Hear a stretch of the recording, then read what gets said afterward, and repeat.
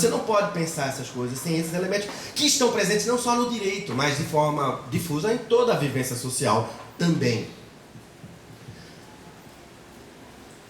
Então a questão é, eu não decido se isso é bom ou se é ruim, ou até de certa forma decido, sim. Decido no sentido de que é bom. Mais ou menos no sentido de que é bom a mentira de Adoniram. Ela é simplesmente mais, vamos dizer assim, menos impactante. Se você quiser dizer de uma maneira grande, é melhor do que trocar tiro e facada. Você fazer esse rapapé, essa cerimônia, e mesmo que por cansaço, porque demora tanto para sair o resultado, as pessoas já desistiram e não vão mais brigar porque já passou tempo, já esfriou, ainda que fosse só por isso, que eu não acho que seja só isso. Mas isso está presente, talvez se a gente fizesse avaliações empíricas, isso no futuro venha a ser dito. O fenômeno resultava muito bom, porque demorava muito a acontecer. Então suspendia por tanto tempo que tudo se resolvia por si, mais ou menos, e se acomodava de uma maneira relativamente pacífica. Isso pensando em outros tempos em que isso vai deixar de acontecer. Porque, ao contrário de Hegel, talvez a gente possa pensar que há uma experiência humana diferente dessas vivências de tribunal. Mas o que acontece, outra coisa que é muito importante a gente entender, é que isso não é o discurso sobre os homens, mas é ao contrário, é uma coisa de homens, é um fenômeno real. Esse discurso empolado, científico, hermético, esotérico, que a gente reproduz na faculdade, que a gente aprende a fazer na faculdade, mesmo que ninguém chegue e diga, escreva bem complicado. Ninguém vai chegar para você e dizer isso, escreva bem complicado. Mas você vê escrevendo, todo mundo escrevendo bem complicado. Aí você escreve bem complicado. Não precisa ninguém dizer nada a você. Você vai fazer isso. De vez em quando eu perco o fio da meada. Faz parte da sua dúvida. Faz parte da minha dúvida. Tem que quebrar. Deixa eu pensar aqui para onde eu vou. Sim, aí eu não decido essa questão, se é um engodo, se tem um engodo, se não tem um engodo, mas de maneira geral eu tenho a perspectiva de que é um bom fenômeno. Uma vez saindo da OAB, eu sou professor há 20 anos e advoguei durante 14 anos. Não foi uma boa experiência para mim, porque eu não lido bem com papéis. E não existe advogado sem papéis. Você tem que ter muito controle de papéis. Uma vez eu defendi o professor Tércio, quando ele tinha sido da Fazenda Nacional. Eu fiz uma contestação, trabalhei mesmo, porque era professor Tércio que eu ia defender, né? Era muito importante, trabalhei muito. A petição não tinha um erro, porque eu li ela para cima e para baixo, para cima e para baixo, para cima e para baixo.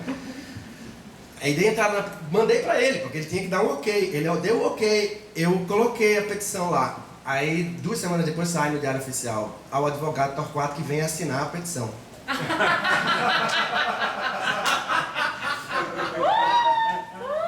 Ou seja, eu podia ter quebrado a vida do professor porque eu assinei a petição.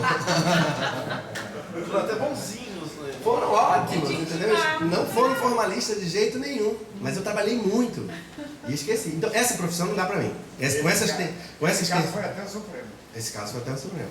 Bom, essa profissão não dá pra mim, entendeu? Eu tenho que ter uma profissão mais presente, assim, no tempo presente, nas coisas presentes. Eu estou muito preocupado com as coisas presentes. Bom, para onde eu vou para fechar isso agora? Sim, já me lembrei onde eu tenho que fechar, porque já está na hora de fechar. Trem das 11. Não, o Trem das 11 Já perdeu. Já perdeu, né? Já perdeu. Esse já foi, né? A ideia é a seguinte, eu falei, eu antes pensava em fechar com uma coisa negativa, meio que um medo. Mas eu acho que eu posso fechar com uma coisa de esperança. O tema, na verdade, que é mais a coisa de reflexão jurídica, é essa coisa da prova. E aquilo que eu falei sobre o que não está nos autos, não está no mundo. Essa ficção, que é uma ficção violenta. Aí eu falava, uma vez eu me desviei por causa disso, eu fui advogado há 14 anos e eu era conselheiro da OAB. E eu estava saindo lá e peguei um táxi. E táxi, todo mundo já falou aqui, é a grande experiência popular. Não há dúvida, os caras falam, eles não têm a menor dúvida de falar. Parece que você está ali trancado com ele, então vamos conversar. Já não tem outro jeito, a gente está aqui dentro, vamos conversar. Tão menos profissional eles sejam, mais eles farão isso. E lá em Recife não há esse profissionalismo, as pessoas falam. Aqui em São Paulo eles falam muito menos, você nem se compara, parece que não tem motorista de táxi. Mas no Rio eles falam, em Recife eles falam. E ele me viu de paletó e gravata entrando no carro e tinha um julgamento desse que eu não me lembro mais qual era, mas era uma questão de prova ilícita, ou do limite da prova. E lá fui eu, eu disse, para minha casa são 40 minutos, eu vou falar para esse homem alguma coisa.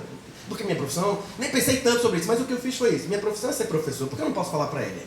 Toda a minha performance em sala de aula é tentando falar simples para os meninos, coisas bem contundentes, mas assim, nuas. Então eu disse, eu vou conseguir falar para esse homem. Aí, durante 40 minutos, eu expliquei a ele sobre essas exigências de prova, por que a prova não pode ser produzida de qualquer jeito, o que é que tem de violência, etc, etc, etc, etc. Falei. Chegou lá, paguei a ele, aí ele disse, doutor, gostei muito. Sabe que a gente vê que mesmo no bom tem o ruim. Que mesmo no ruim tem o bom. E eu disse, bom, foi um sucesso pedagógico. Mas ele, na verdade, foi um sucesso pedagógico, mas ele terminou dividido, exatamente como eu. Mesmo no ruim tem o bom. Quer dizer, eu não podia ter sido mais claro, embora ele tenha enunciado num nível de abstração muito maior do que eu jamais suspeitei ser capaz de enunciar. O motorista de táxi foi brilhante. Muito mais brilhante do que eu jamais poderia ter sido, entendeu? Naquela situação ali. O que é que eu vejo acontecer? Os juristas são criaturas estranhas. Eles se fecham dentro daquele universo. Eles recusam tudo que está fora dos autos, eles recusam a prova ilícita. Você está vendo na televisão que aconteceu alguma coisa e vem um jurista e diz, é como se não fosse. Não, isso aí não, porque isso assim foi captado dessa forma tal e tal. Então o povo fica boquiaberto. Como ficam os estudantes quando você diz, eu não vim pisando, eu vim rolando, é a mesma situação ridícula. Então, há uma especialização acontecendo, que é uma diferenciação. Aquelas pessoas são diferenciadas, elas falam de uma maneira diferente, elas falam fechadamente. Porque elas são profissionalmente assim fechadas, como se estivessem num cartel, há uma cartelização da vivência, elas criam também uma linguagem distinta, que as identifica entre si e as põe contrariamente às outras pessoas. E essa é uma coisa sobre a qual a gente tem que perguntar de novo, mas isso é bom ou isso é ruim? E a resposta tem que ser sempre, é inexorável, na medida em que é especialização. Porque se você não tiver isso, também não é especialização funcional ali dentro da sua profissão. Então vai haver sempre isso. Mas paradoxalmente, e essa que é a nota positiva, por onde eu quero chegar na nota positiva melhor, paradoxalmente, quebrar o fechamento, ou permitir que por dentro as barreiras que esse fechamento coloca, se deixem penetrar certas influências, é fundamental.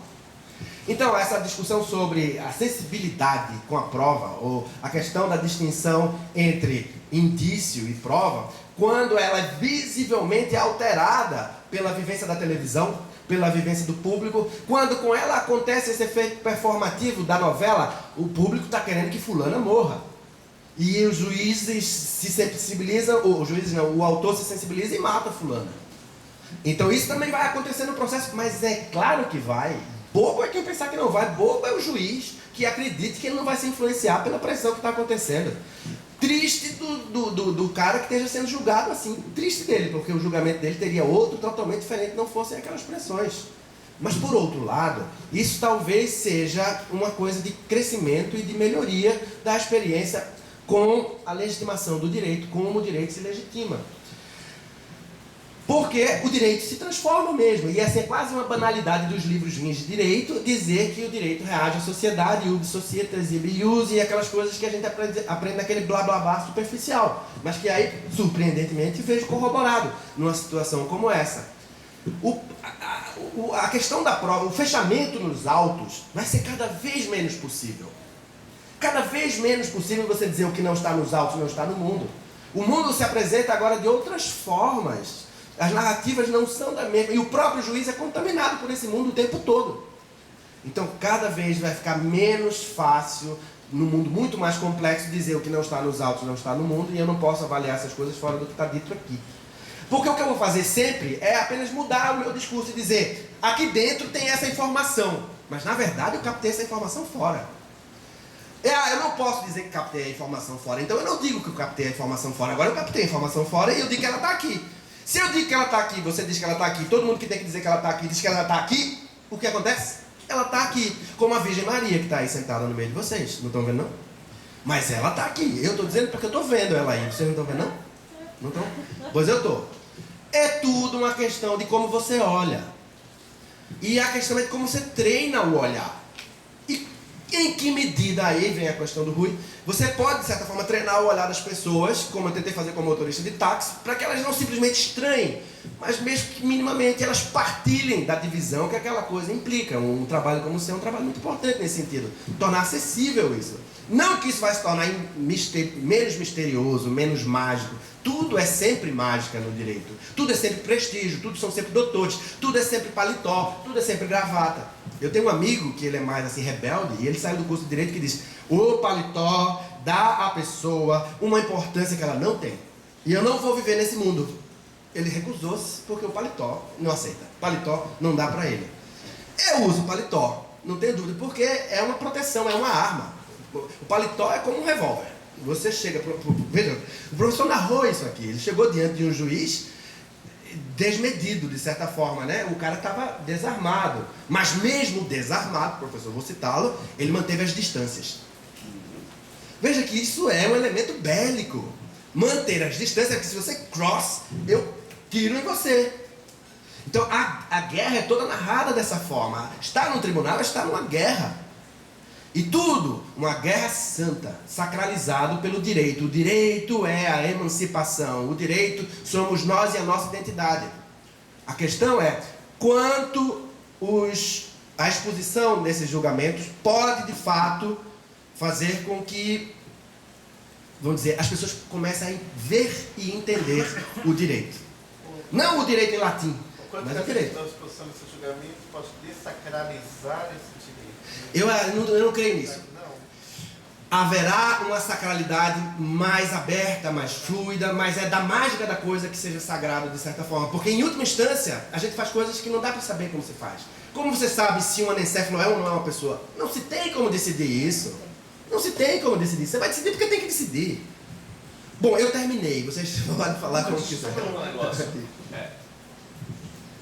Nessa sua retórica, o mensalão, se foi ruim, qual que é a parte boa do mensalão? E se foi bom, qual que é a parte ruim? O que é muito bom, o que é muito ruim. O mensalão é ruim porque ele é uma mentira. Não são só aquelas pessoas que estão ali que estão envolvidas nisso.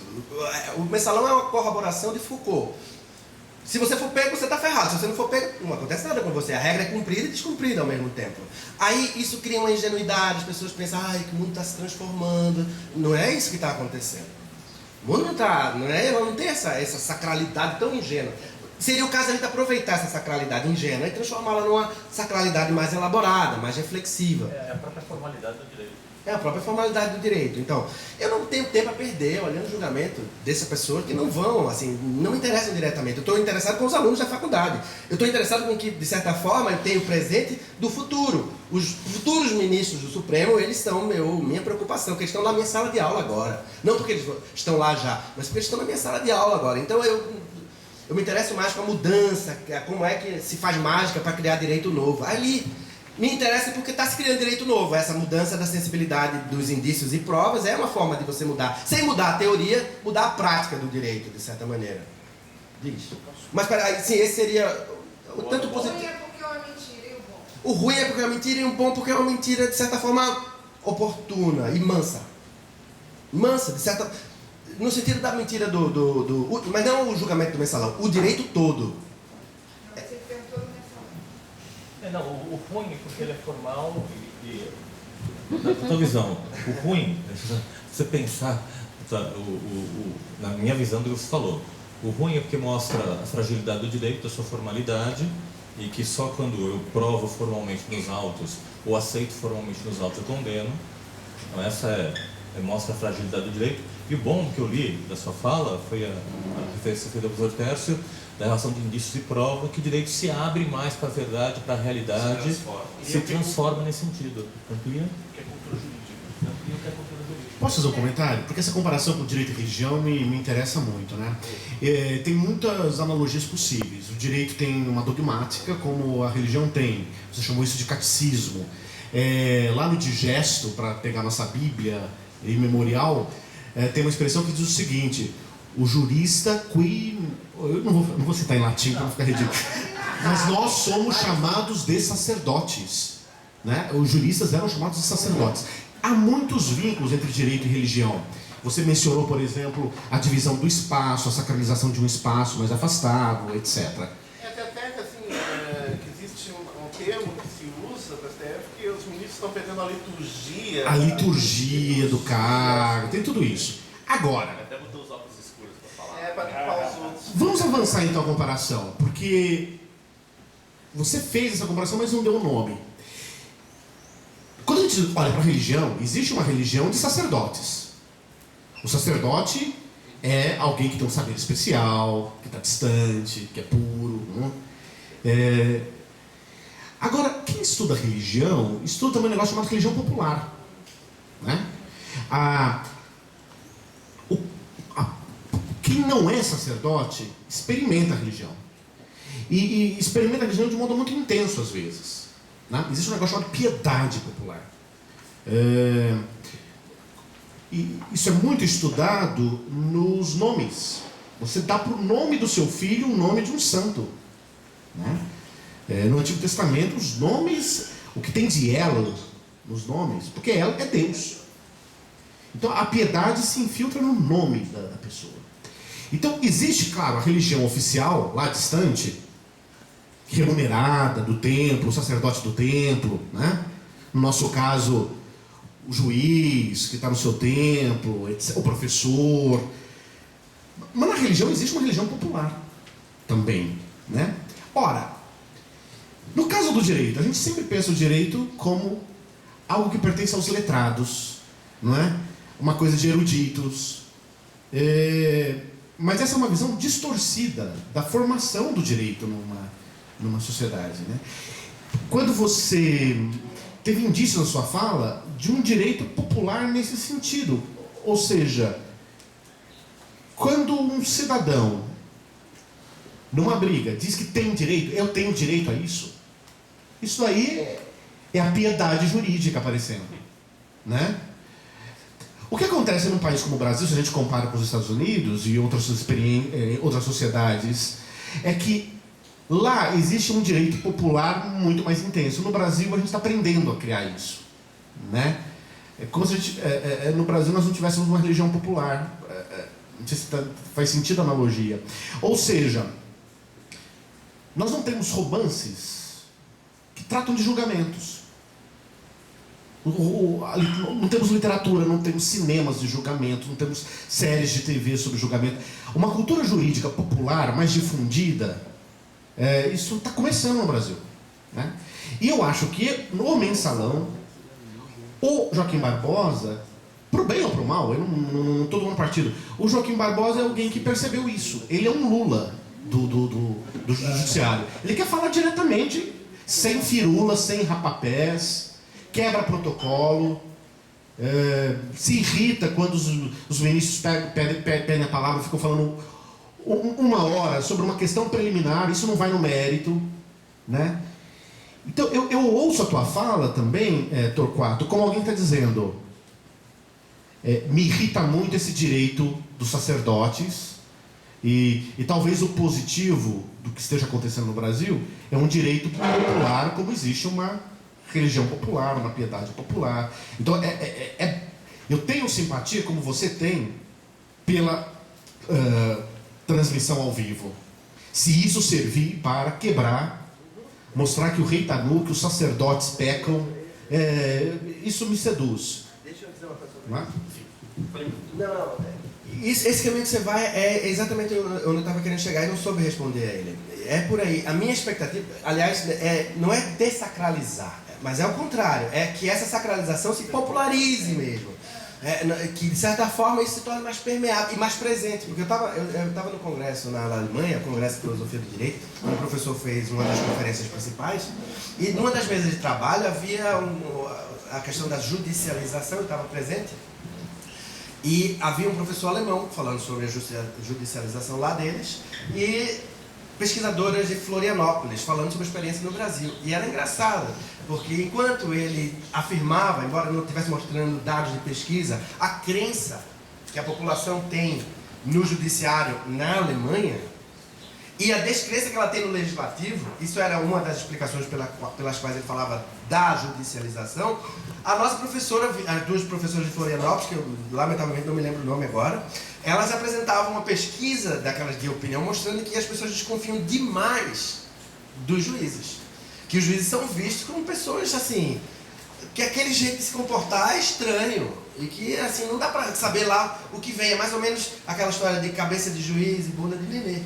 O povo olha com estranhamento. E o alemão, ele ficou totalmente surpreso com isso. Porque para ele isso era certo, que em todo canto o juiz passa muito melhor do que o legislador. Estranho isso, né? E eu acho que está por detrás dessa questão. No sentido de que também, não é só uma questão de você mudar a cultura jurídica, no sentido de torná-la mais popular, nesse sentido, mas é também de você divulgar a cultura jurídica. Porque daí você não só a transforma, como você espalha ela. Para que cada vez menos tenha esse negócio, olha, nós somos aqui iniciados e vocês são aí leigos. Se preparem, hein? Lá vamos nós. Porque é o que a gente fez aqui 10 vezes. Então isso tem que diminuir. Mas isso é o que tem que diminuir. medida a cultura jurídica é popularizada se no final das contas, nesse contexto de teatralização que a gente está discutindo aqui, o que importa é a condenação, é a cadeia. A gente fazer com que não seja assim, não é? Que isso importe menos, e que a oportunidade seja incrementada, no sentido que ele falava, de você dar a oportunidade das pessoas verem e ouvirem coisas que de outra forma elas não teriam sequer acesso. Eu não sei bem como fazer isso. Eu apenas estou dizendo que não necessariamente é só uma questão de medo. Também pode ser uma questão de oportunidade para uma coisa positiva. Posso ler uma? Gostaria de ler um testemunho aqui que eu acho, você já conhece isso, vocês também, mas eu acho interessante esse testemunho. Tem um pouco como você falou. Juízes, especialmente os chamados juízes constitucionais, lançam mão intensamente da técnica da ponderação entre princípios, quando diante do que a doutrina qualifica como conflito entre direitos fundamentais. Como, contudo, não existe no sistema jurídico qualquer regra ou princípio a orientá-los a propósito de qual dos princípios no conflito entre eles deve ser privilegiado, essa técnica é praticada à margem do sistema, subjetivamente, de modo discricionário, perigosamente. A opção por um ou outro é determinada subjetivamente, porém a partir das pré-compreensões de cada juiz, no quadro de determinadas ideologias. Ou adotam conscientemente certa posição jurídico-teórica, ou atuam à mercê dos que detêm o poder e do espírito do seu tempo, inconscientes dos efeitos de suas decisões, em uma espécie de voo cego, na expressão de Reuters. Em ambos os casos, essas escolhas são perigosas. No primeiro, porque a posição jurídico-teórica pode não ser a nossa. No segundo, porque se transformam esses juízes em instrumentos dos detentores do poder. São sempre, não obstante, escolhas submetidas a reflexões dramáticas. Eu o sei porque não gozo mais do benefício de ser somente um teórico do direito, de não estar vinculado pelo dever de tomar decisões que serão, em qualquer situação, trágicas para os alcançados por elas. Por que eu tenho me perguntado tantas vezes, diante de problemas jurídicos concretos, quem me outorgou legitimidade para decidir? Toda decisão jurídica é dramática, se o juiz não se limitar ao exercício de práticas meramente burocráticas, como um amanuense mediocremente bem comportado. Esse aqui é um texto de Eros Alberto Grau, ex-ministro do Supremo. É um testemunho importante dentro da discussão que a gente está travando. Bom, eu já encerrei. Gastei a pilha. Bom, então nós vamos continuar. Eu fiz questão de ler esse texto do Eros, porque ele nos faz pensar. Ele escreveu isso ministro do Supremo. Se vocês observaram, ele diz coisas aqui terríveis, que dá um frio na barriga, quando ele diz que, olha, o pior é que eu não sou um acadêmico, eu estou decidindo de vida, de prisão, de perda de liberdade, para a gente, e eu não sei porquê. É complicado isso. O que ele diz aqui talvez se possa estender a alguns que refletem, ou para outros que não refletem e que simplesmente assumem, põem a toga e falam. E repetem. Ou como ele diz no final, de uma forma meio sarcástica talvez, não? O melhor talvez seja você se comportar como um amanuense medíocre. Esqueça, vote, dê o seu voto pura e simplesmente e vá para frente. Há uma ironia nisso, porque quando eu falo em catecismo, no fundo a educação jurídica é para você repetir. Quando você é muito capaz de passar num concurso, significa que você é capaz de antecipar o que é repetível. Não quer dizer que você é capaz de pensar a coisa, porque isso também é imensurável, você não tem como saber isso. Então, há uma mítica de que é preciso pensar muito para fazer isso, mas o resultado prático, o resultado mais conveniente é que você seja apto a repetir. É um dos paradoxos disso, do bom no ruim que o direito é. Quem segue? É o componente. Se apresenta aí, companheiro, e dá o seu reclamo. Olha aqui, eu vou fazer sua análise depois. Como é que você está? Anotou tudo aí, doutor, tá? Afinal de um ministro, né? Não estava lá no julgamento. Bem, boa tarde. Cheguei agora há pouco, estou me sentindo assim, entrando naquele rio que está na velocidade já de cruzeiro e estou pulando aqui no meio, mesmo não sendo um completo ignorante jurídico, né? Me coloco aqui na posição de... É importante de que lugar eu falo, né? Meu nome é Reinaldo, agradecer o convite de estar aqui, mas eu sou um empreendedor. Eu sou uma pessoa que tenta botar as coisas para funcionar nessa sociedade caótica e em transição que a gente está, e o direito, para mim, muitas vezes é um grande inimigo. É um dos meus grandes inimigos, na verdade. Para quem trabalha com inovação, ele é um grande inimigo, infelizmente. Mas é assim que eu vejo hoje, como um dogma que não me permite inventar o futuro. Essa é a sensação que eu tenho. De uma forma, de um lugar muito particular, das minhas angústias, das noites mal dormidas, muitas vezes assumindo esses riscos, onde o direito não permite fundamentar o surgimento de uma sociedade, de uma nova era. Tá? E o Torquato me instigou aqui, ele tinha me falado que ele ia me instigar em alguma coisa, e eu vou aqui colocar algumas questões importantes, mas antes disso eu vou dizer nessas minhas andanças, e eu me perguntando o que eu estou fazendo aqui. Tá? Quando eu estava vindo, descendo, o que eu vou fazer lá? Eurico me chama, já me chamou no passado, eu não pude vir, eu falei, eu vou, estou curioso. E às vezes eu também me pergunto, por que eu tenho que conviver com tanto advogado na minha vida? Meus amigos, O direito é teu inimigo. eles estão o tempo todo comigo, eu falo, eles vão ter que me ajudar, em algum momento eles vão me ajudar. Foi esse pensamento que eu vim hoje, e tem uma questão que eu, escutando e vendo fontes comuns dentro do que está ressoando no universo desde um xamanismo para ações mais práticas de tecnologia da informação, a invenção dessas novas formas econômicas, ou seja, a gente está falando de algumas coisas, tem alguns pontos que eu começo a perceber que são extremamente comuns. Sabe aquela história do que o Gilberto Gil uma vez falou do doin? Tem alguns doins aqui que eu estou percebendo que estão alguns espaços que são mais simples do que a gente pensa, tá?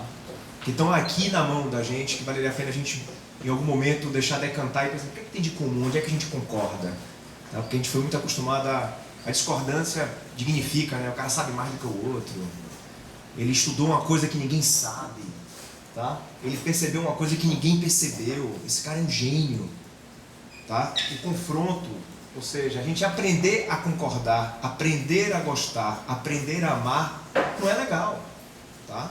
O bom é se confrontar, gerar valor em cima da destruição do outro, da não concordância. E até os fóruns sobre assim que estavam falando aí do quem está certo e quem está errado. A própria palavra julgamento é perigosíssimo. O julgamento é perigosíssima essa palavra.